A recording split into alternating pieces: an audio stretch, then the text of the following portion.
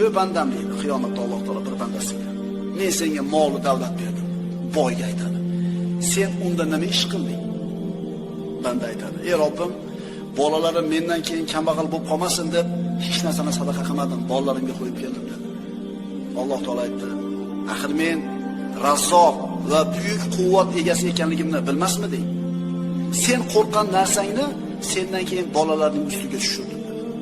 Kambag'al bo'lib qolishdan qo'rqib infoq qilmadingmi? Bolalaringni kambag'al qilib qo'ydim men. Chunki meni qo'limda edi bu narsa deyapti Alloh taolo. Alloh taolo bir bandaga aytadi: "Ey bandam, senga mol berdim, davlat berdim, boylik berdim. Nima qilding unda sen?" Qarang, boy ham kambag'al ham bir xil namoz o'qisa, boy ham kambag'al ham bir xil roza tutsa, boy ham kambag'al ham bir nafl namoz o'qisa, nima farqi bor boyning kambag'al? Ana shu Alloh bergan oshchi davlatni infoq qilishligi bilan farqi bor-da. To'g'rimi?